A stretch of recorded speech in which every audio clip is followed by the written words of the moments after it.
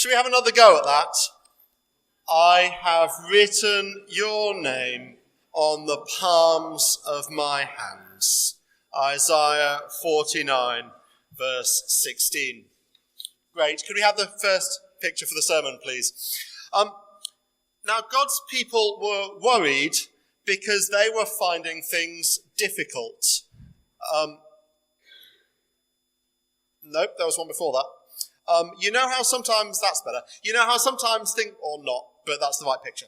You know how sometimes things are going wrong and you feel really upset. You feel like you've been forgotten about or left behind. Wanted a story for this? David Cameron made a wonderful one. Do you remember the time when he was Prime Minister? David Cameron went to a pub with his family for lunch. It was probably quite a posh pub. I doubt he went to somewhere like the Duke of Cambridge. And his 8-year-old daughter, Nancy, went to the loo while they were having lunch. Now, David and the family paid up and went home, leaving his daughter, Nancy, in the pub toilets. She came out of the pub toilets to find that her family and all the security guards had gone and left her behind. I imagine she probably responded something like that. That's how the people were feeling in the reading we just had today. They were feeling like they'd been abandoned and forgotten, except they didn't have the pub waitress to help look after them. And how does God reply to them? How does God reply to the people feeling like they've been upset and abandoned and forgotten? He points them to the most certain relationship there is, a mother's love for her child. Next picture, please. Can a woman, God asks, forget her own baby and not love the child that she bore? Now, when the Camerons got home, it turns out they were in 2 cars and both parents thought Nancy was in the other car. Who was it, do you think, who immediately noticed that Nancy was missing and insisted on going back for her herself as fast as she could? Absolutely. It was her mum. A mum's love for her kids is the most certain relationship in the whole world.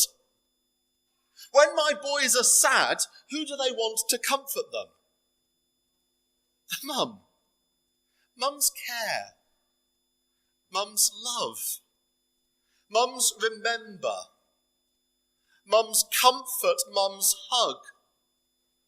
Mum's love for their kids is so solid, so dependable, so certain that God uses it as a picture of how solid and dependable his own love for us is. When the people are sad and feel forgotten, God says, "Oh, my love for you is like a mum's love for her child." So it's absolutely right that today we celebrate and say thank you to our mums for their solid, dependable, caring, nurturing love. And when we see or feel how much our mums love us and care for us and are always there for us, that's a picture of how God loves us too. But the passage doesn't stop there. God doesn't say, "Mums never forget their kids, so I'm not going to forget you." That would be a powerful message, but God doesn't stop there. And I'm grateful that he doesn't. God says, can a woman forget her own baby and not love the child she bore? And most of us want to say, no, of course not, because we've had great mums, or we are great mums, and we can't think of how life could be otherwise. But a few of us want to say, yes, they can. And we say it with a tear in our eye, because we've not had great experiences of it. Maybe our mum was really ill or just couldn't cope. Maybe our mum couldn't always be there for us or didn't understand us. Maybe our mum isn't around anymore. And Mother's Day brings a sense of thankfulness for the mum that we had and sadness that we don't have her anymore. Maybe we've been involved in supporting those who haven't had great relationships with their mums. And God sees us. And God knows that's how we feel. So yes, God uses how wonderful mums are as a picture of how much he loves his people, but he then goes on and acknowledges our difficult experiences too. He says, even if a mother should forget her child, I will never forget you. God says that even if we feel sad because our mums can't show us the love that they should, that he will show us the love and care that we should know from our parents in an ideal world. If only we lean into our relationship with him. He is always there for us when we want to spend time with him. He always listens when we talk to him. He always cares for us when we are hurting. And to show us how much he loves us, he tells his people something. What does he tell his people? I have written your name on my hands. Wonderful. He's written our name on the palm of his hands. Now that seems like an odd thing to do, doesn't it? But it means he'll always see our name whenever he does anything. Because we often see the palms of our hands when we do things, don't we? Some people have tattoos of their kids' names and dates of birth. I guess it's a bit like that. We know that God cares for us. Even if we escape his mind, which we can't because he's God, he doesn't forget things, we know our name is written on his hands, so it always comes where he can see it. That's how much he cares. Except the word for written is there's lots of different types of writing, aren't there? It's a very particular word for written. Do any of the grown-ups know what type of writing it's talking about? Here's a hint. If you're good at lyrics of old hymns, you might be able to get this one. Or if you've memorised Isaiah 49 in the King James Version or in the Hebrew, you might be able to get it. Don't worry, I haven't done either of those, but I'd know it from the hymn. Graven. Wonderful. There's a hymn, we're going to sing it in a bit, which says, my name is graven on his hands. Graven, that's an old-fashioned word. You can see why they didn't use it in the Bible. Does anyone know what the modern version of the word is engraved? Do any of the kids know what engraved means? Any of the kids know what engraved means? Any of the adults want to share what engraved means? Chiseled. I'll show you.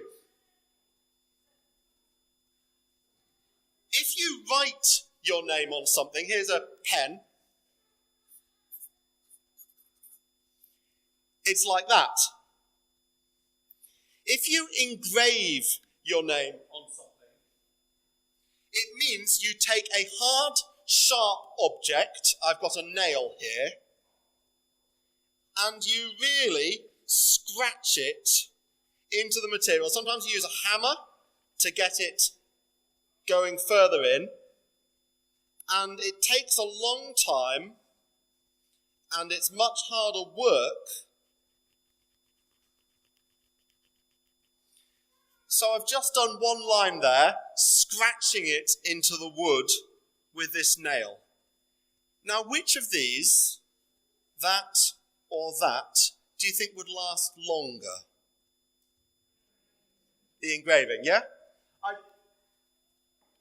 used to go to a church where it was a very old church, and in the 1300s, I think, they'd kept some prisoners in there overnight. And the prisoners had done some graffiti on the walls of the church. Naughty prisoners. But they'd done it by engraving. If they'd just written it in pen, it would have been easy to wash off. As it is, you can still go round that church and see the graffiti that some prisoners cut into the walls of the church 700 years ago. Because when things are engraved, they do not come off easily. But what does it mean to have our name engraved on God's hands? That's a funny picture, isn't it? Because you don't engrave things on yourself. Could we have the next picture, please? You see, when Jesus died on the cross in our place, they literally took a sharp tool. Yes, I've still got a nail. And they literally hammered the nail through Jesus' hands. Don't worry, I'm not going to demo that. And even after Jesus was raised from the dead, he still had the scars on his hands, didn't he? Our names are written on God's hands. And not just with a pen, but our names are engraved on his hands. They are graven on his hands because Jesus showed us how much he loves us, how utterly committed he is to us, how much he will never forget us or abandon us, because he died on the cross in our place so that we can be forgiven. Jesus says, look how much I love you. I love you so much that I've got scars I'm going to carry around for the rest of eternity. And I got them for you. This death I died, says Jesus, I died for you. Our name is forever written on his hands, so that we know we are always welcome and always safe with him. Now our next song is an old hymn. It uses lots of different bits of picture language from the Bible to talk about how much God loves us and how much his death on the cross did for us. See if you can, word for the children, see if you can spot the bit where it talks about God's name being written on Jesus' hands. Where it talks about our name being written on Jesus' hands. And see if you can give me a wave when you spot that bit of the song. Shall we stand and sing before the throne of God above?